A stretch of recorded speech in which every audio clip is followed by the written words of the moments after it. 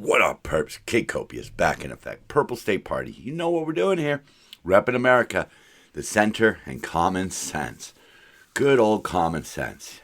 You'd think it would dictate how we ran our countries and our states and things like that, but it never does. You know, I could sum it up real quickly here. The problem with government, too many managers, not enough workers. Let's get it rolling. You know, one of the things I'm really against is socialism. I'm not against social programs, but socialism as a whole, as a governance, is not a good system. As you can see by the thumbnail, you know, saying that capitalism fails because people are too greedy, or socialism where we're all going to pay for the common good. Yeah, doesn't really work that way. You know, you don't incentivize people to do anything. You know, they have this saying about seizing production. They think if we seize production, we'll all be equal. But my question would be, equal to whom? The owner, the CEO, the janitor? I mean, think about this. If the factory worker makes as much as the CEO, the company's just going to go broke.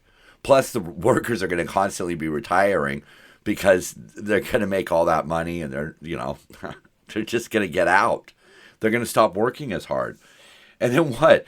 If the CEO makes $20 an hour like the factory worker, you really think that CEO is really going to run that company very well? Again, they're just going to run it right into the ground. I mean, that's the cost of it. That's what it does. You know, you see the lack of incentive in other countries to create and to start up new businesses because, you know, you just know what you're getting into. You know, all your money is going to be taxed right out the door. I mean, that's what we're seeing in some of these deep blue areas, you know. But, you know, part of the issue there is that the taxes are being raised to enable, not to actually help. The taxes are being raised to put money into programs that aren't even, we're going to get more into that, but they don't even bother to study these things anymore. They just enact these laws and act like everything's going to be fine. It's sort of like, almost like extortion. You know, you want to live in Los Angeles? Okay, well, you're going to have to pay all of this. We're going to get into that mansion taxes and, you know, wealth taxes and all of that crap. But we got other things to cover first, so let's get to that. You know, a lot of people like to pretend that illegal immigration is a victimless crime. You know, we should do our part to let these people have a better life. And we do. We let people have a better life to come to America. We just ask that you do it a certain way. And here's a story that came out of Texas that really kind of solidifies part of the problem with illegal immigration. There was this guy, Antonio Escobar, and he used the identity of a 13-year-old boy to work 7 different jobs over a 3-year period. And when his earnings started showing up in the government systems, the boy's mother was told that his Medicare coverage was canceled because of his income. Yeah, Mr. Escobar had bought an entire fake identity package, a stolen Social Security number belonging to that 13-year-old boy, a Texas identification card, and a federal immigration green card. And how much did he pay? $120. He could earn that or steal that or beg and borrow that in a matter of days. And now he's set up with this identity. Sure, he's working legally now. He can go get a job anywhere. And see, that's the problem that doesn't get discussed by half of the population. That these illegal immigrants aren't just working farm jobs under the table. They're buying identity packages. They're getting jobs at places that probably aren't really doing due diligence, but whatever. You give them an ID, you give them a green card and a Social Security number, and you're off and running. And that's taking jobs that Americans could be doing, okay? Maybe the argument is Americans don't want to do those jobs. Well, I don't think that's true at all, okay? I don't think that's true at all. I think that's just something they like to say. But again, this kid and his family, their lives are upturned by this kind of behavior. They're going to have to fix this situation. They're going to have to petitions, courts, all of that crap, a lot of red tape, paperwork, all of that, just to get this kid's health insurance back again. We're all screaming and yelling in Washington, D.C. about, healthcare and Obama benefits, and we need to shut down the government because people can't afford healthcare. Well, here's a kid who lost his healthcare because one of the illegal immigrants, who was probably more than likely allowed in under the Biden administration, used stolen identity to work, and thus cost this kid and now his family time and money. And he was without, but yet we don't want to discuss this on mainstream media. We don't want to talk about the fact that these people are not just underground, they're just out there amongst people. And yes, they are taking jobs. Okay? Mr. Escobar wants to come here legally under our guidelines. I have no problem with that. So the so-called breadbasket of California, where they get all their money, is Silicon Valley. And I came across this. This is a really interesting article that really sums up the kind of just dysfunction that goes on here in California. I mean, right now, as I'm recording, it is raining cats and dogs, okay? It is raining like crazy. And both of my water collection barrels are completely full. And it makes me think, what if we got those additional reservoirs that we were supposed to get? For 50 years, we've been supposed to be building reservoirs. But nah, special interest gets in the way of that. It's not really sexy. So, our blue state here doesn't want to really spend time and money on reservoirs. All that water is just going down the wash. And here's the tie-in with that, this dysfunctional government that we live in here. Some artificial intelligence AI data centers are vacant in California because the local utility cannot provide the electricity required to operate them. There you go. California, they always brag. I see it in the comment section all the time. Oh, California is the fourth largest economy in the world. Okay, well, here's a number for you. We are the second largest, we import the second largest amount of electricity of any state. And you know what the other state is? The state that imports more electricity? Hawaii, which makes perfect sense because they're on an island, they have limited resources, so sure, they've got to import electricity. Not sure where they're importing it from. That would be an interesting deep dive, wouldn't it? But because in California, we're phasing out some of our reliable pre-existing forms of making electricity, such as coal and natural gas, which, okay, I mean, I have no problem phasing out coal and natural gas, but at a reasonable pace. But we don't have any other supplies. And one of the reasons we don't have those supplies is because we have these special interest groups that run roughshod over our government by lining their campaign coffers with dollar bills, y'all. And special interests are exactly as they say, special interests. They don't give a shit about the rest of us. They only care about their cause.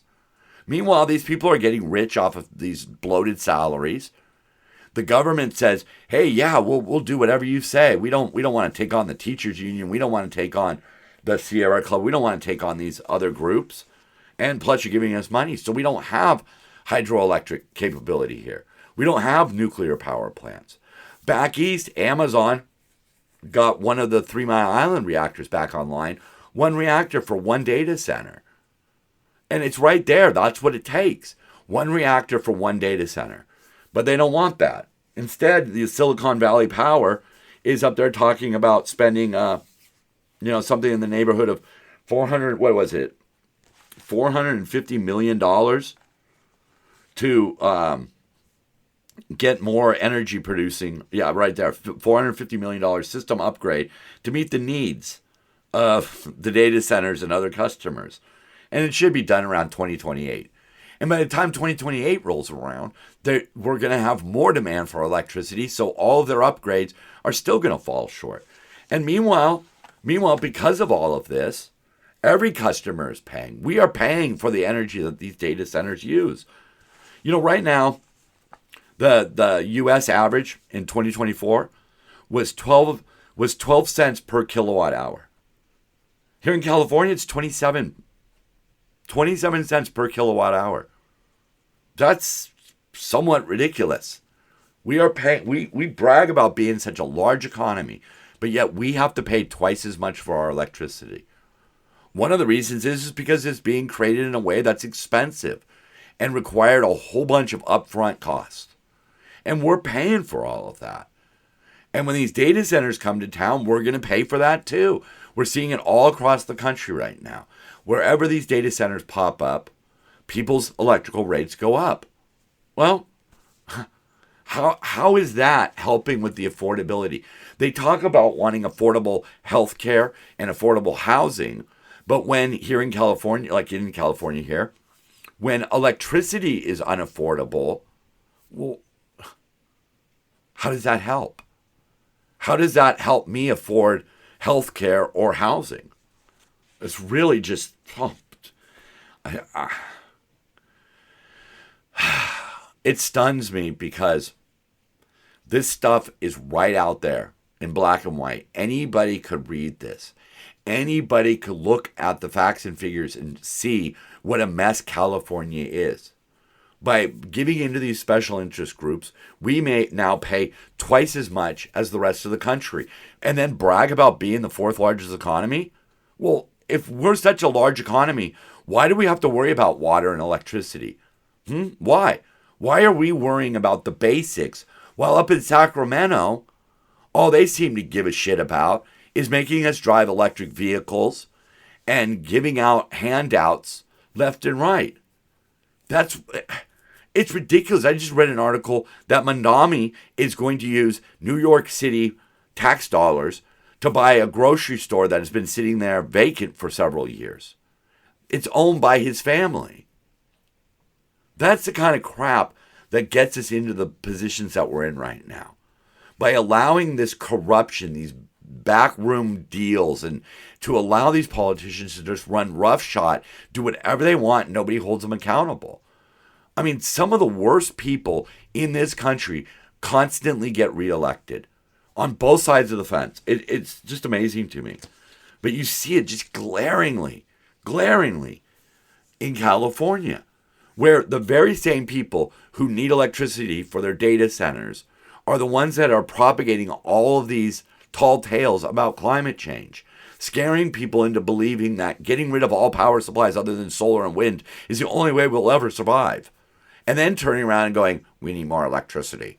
Oh, and by the way, no nuclear. It's ridiculous. It's absolutely ridiculous. We were talking about just running with it instead of testing it first. And here's a great example of that. LA City Council approved a new formula that keeps rent increases at 4%.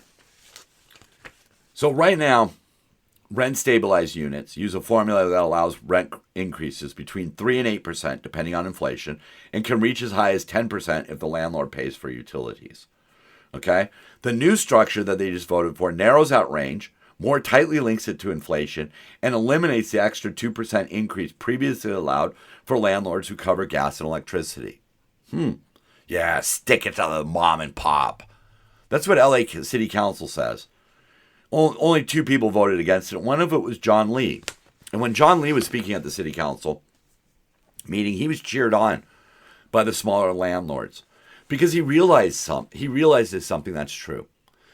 Let's just say, like, I own 5 units, okay?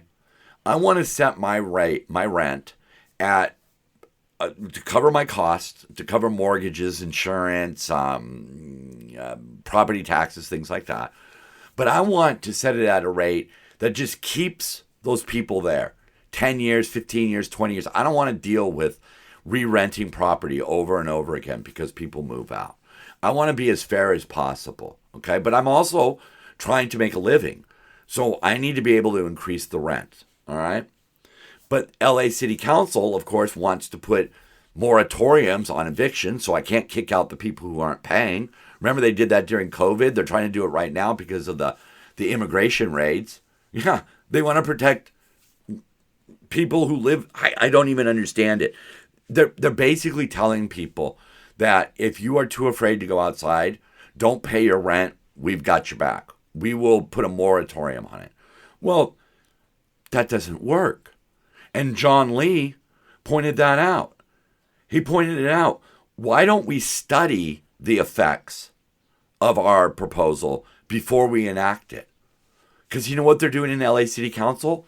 They've already passed it. Now they're going to study it. Right. Okay. So I say it doesn't work. From 2018 to 2023, which covers the pandemic, okay, and the eviction moratorium that they had, 51% of 10 units or less properties were sold, mostly to private equity firms. You know what they do? They don't evict people. No, they demolish the building. Because they know that once they rebuild that building, they're going to get hit with the mansion tax. So LA City Council is going to get that 5% tax off of any property worth more than $4 million. So LA City Council goes, ooh, more money for free projects. So they're all in favor of what's going on. But that's what they do. These equity firms make so much money off of these deals that they pay to relocate the tenants. Then they demolish the building. They put up a giant tower where you're going to have apartments that used to be in, a couple $1,000s a month. Now are going to be more like $4,000 a month. All of that money is going to flow into the LA City Council coffers that they could then use to grease the wheels, to get themselves favorable deals, to get themselves jobs after their terms are up or whatever else they're doing with the money. Because that's what they're doing. I mean, we've seen it time and time again. You get into state government and all of a sudden you're a millionaire. Don't know how that works. It's not supposed to work that way. But that's why there is a movement right now seeking to bar private equity firms from buying residential properties. Because they just get around all of the moratoriums. They get around all of the rent increases. See, they're going to set their rent so high that even if they can only move it up a couple percentages every year, it doesn't really matter because it's already really high. And then once that building's built, that private equity firm isn't going to hold on to the building. No, they're going to sell it to somebody.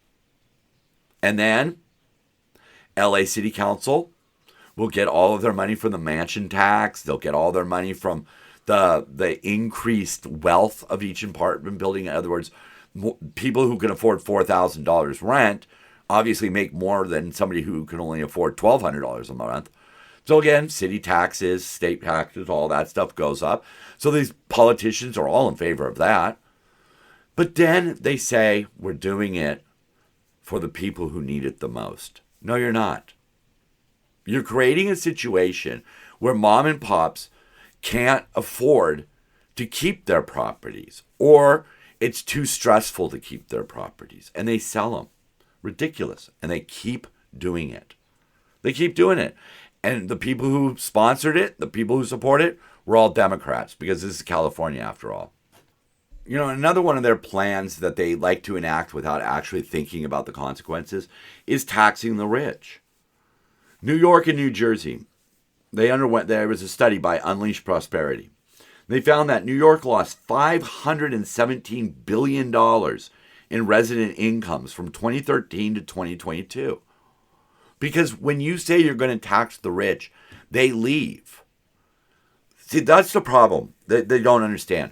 The middle class and the poor have a hard time relocating, starting over, starting from scratch, or working from home, or blah, blah, blah, blah, blah.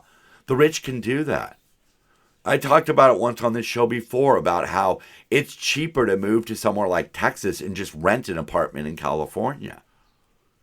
You can do that. That's what rich people can do. And that's what's going to happen when Mondami takes over and starts imposing all of his stuff. People will leave. Companies will leave. You can be as altruistic as you want and say, I don't want to leave New York City. I don't want to do that to my workers.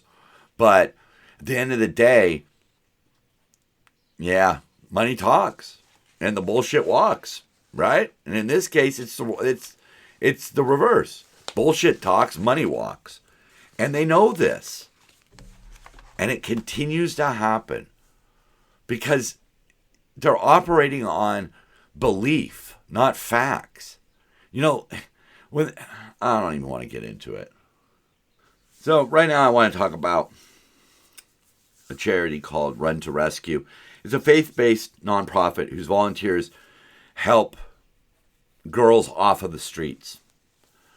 There's a vicious cycle going on here. They talk about this place called The Blade, nicknamed The Blade. It's Figueroa. in Los Angeles. They got girls out there as young as 13. Girls who come from a broken foster system. See, again, we're going to worry about giving out crack pipes, but we're not doing enough to help these kids. They're trapped out there. They have no sense of a better life. And the only way that they can get out is oftentimes by being arrested. And that's why I oppose Scott Wiener. Well, I oppose Scott Wiener for a lot of reasons. I think he's, again, an idealistic idiot. But he wants to legalize prostitution, which sort of makes sense. You think, okay, well, then you can clean it up. You can, regulate it. You can make the industry better. But as we've seen in California with marijuana, it doesn't work that way. What happens is that the legitimate businesses that are out there struggle to survive against the street. Because since nobody seems to do anything about dealing marijuana in California or growing it or, whatever, people continue to do it. And it's the same thing with prostitution. If you make prostitution legal, great. So we'll have like state-run brothels, let's say, right? Or state oversight of brothels in California. Great. But that also means that these girls are still going to be trafficked on the streets. See, it's that double-edged sword. Run to Rescue was started by Sharon Forsythe, and she basically tries to get these girls into a better environment, shows them love and shows them understanding, tries to get them back on their feet. Why are we not spending more time on that? Why are we treating these girls who are essentially being manipulated into a life of prostitution to suffer the same fate as the mentally insane or the drug addicts on the streets? Our whole California compassion of just letting people die in misery on the streets is the same rule that they're applying to these girls. So, I'm urging you, look up Run to #2 Rescue. And, if you can make a donation or if you could volunteer your time, please do so. If you've been through this, that's one of the things they're looking for. They need the most is mentors. If you've made it out, try to help.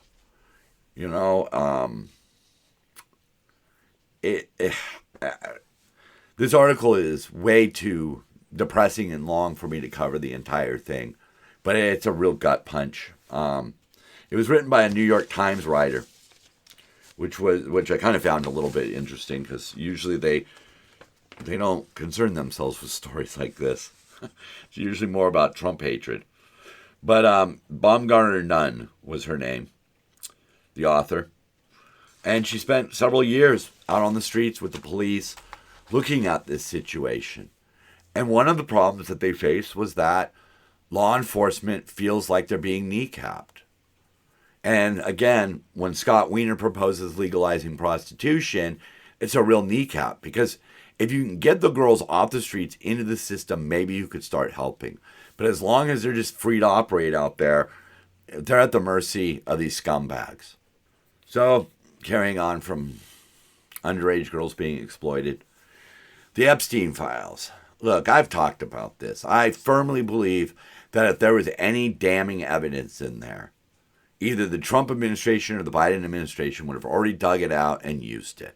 Okay? What's going on right now is that the media is looking for their next clickbait story. And they've got the Epstein files. It's really funny how it has reversed itself from the Republicans wanting it out to expose the Democrats to now the Democrats wanting it out to expose Trump and other Republicans. The truth of the matter is that a lot of girls were exploited by Epstein and by his cohort Maxwell. He was a rich and powerful man, and he had a lot of rich and powerful friends. I don't think he wrote anything down. I don't think there's a lot out there. Like I said, if there was evidence, it would already be out. But this is just a clickbait story for the media. And the Democrats are using it to the best of their ability. They're purposely redacting names so that the story sounds like, ooh, maybe Trump was up to something, even though the person who was actually mentioned in that file or whatever you want to call it has already said Trump did nothing wrong. But see, they remove her name, I can't pronounce it, Guilfoyle or whatever. But we just need to put an end to it. I hope they just release it so they can move on, because it really is not, there's not much there. I mean, if there was evidence, people would already be in jail. I firmly believe that. Because the flip side of it is, if there was evidence that would convict people, then it's already been destroyed. You see, I mean, they're watching each other's backs. Speaking of Trump, he recently lowered the tariffs on beef and coffee. I believe in what he's doing, but I don't know if he's going about it the right way. I really had hopes that Trump would become more purple, and I still don't see that. One of the things that he is considering is rewriting federal marijuana regulations. And one of the reasons why that's important is because they want to move it to a Schedule III drug, along with testosterone, estrogen, and caffeine. Okay?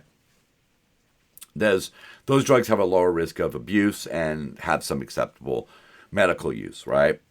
But the main thing is that these marijuana dispensaries cannot claim certain taxes. They can't pay. They can't deduct payroll, marketing, rent, because they're trafficking under federal law. And when you're talking about the IRS, you're talking about a federal entity. So hopefully he does that. I would like to see more help going that way. I don't see that weed's a giant problem. I've sampled them all, and I'm telling you the only one that you can live a life on is weed. So it'd be nice to see that finally get moved. I think he's missing golden opportunities to really show a different side to the Republican Party. I don't know why he sometimes acts the way he does. That's just him. But anyhow, one of the things I like to do is try to find the full story on things. It really is. It's the only way that you'll ever see the truth. So the other day I was watching a high-speed pursuit. There was a woman driving a stolen minivan. And somehow she ended up making it all the way from out in Thousand Oaks, all the way down to the Mexican border and across the Mexican border. And at first I'm like, whoa, they just let her cross? Well, of course they let her cross.